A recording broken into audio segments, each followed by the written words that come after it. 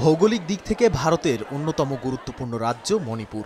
রাজ্যটিতে মাসের পর মাস ধরে কুকি ও মেইতেই জনগোষ্ঠীর মধ্যে চলছে জাতিগত সহিংসতা, আর এর উত্তাপ ছড়িয়েছে পার্শ্ববর্তী রাজ্যগুলোতেও। তবে চলমান উত্তেজনার মধ্যে এবার পাশের মিজোরাম রাজ্য প্রধানের সঙ্গে পাল্টাপাল্টি বক্তব্যে নতুন করে দেখা গেছে উত্তেজনা। সম্প্রতি মণিপুর রাজ্য সরকার মিজোরামের মুখ্যমন্ত্রী লালদুহোমার বিরুদ্ধে কুকিচিন খ্রিস্টান রাষ্ট্র এবং গ্রেটার মিজোরাম পরিকল্পনার অভিযোগ তুলে কড়া ভাষায় সমালোচনা করেছেন। তাদের দাবি, মিজোরাম থেকে অবৈধ কুকিচিন অভিবাসী মণিপুরে স্থানান্তর এবং গ্রেটার মিজোরাম গঠনের জন্য জমি দখল করা হচ্ছে, যা একটি দীর্ঘ পরিকল্পনার অংশ হতে পারে।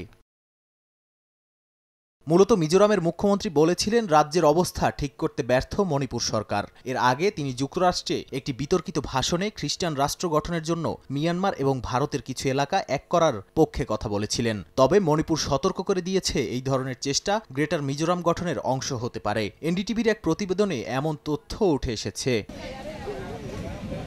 এছাড়া মণিপুর সরকার জানিয়েছে, মিজোরাম সরকারের মতো তাদেরও অবৈধ অভিবাসন রোধের জন্য কঠোর পদক্ষেপ নেওয়া প্রয়োজন। যেমন মিজোরামে বসবাসকারী মিয়ানমারের নাগরিকদের জমি কেনা এবং ব্যবসা পরিচালনার ওপর নিষেধাজ্ঞা আরোপ করেছে রাজ্য সরকার। এর সমালোচনা করে বিবৃতি দিয়েছে মণিপুর সরকার। নাদিম মারজান, সময় সংবাদ।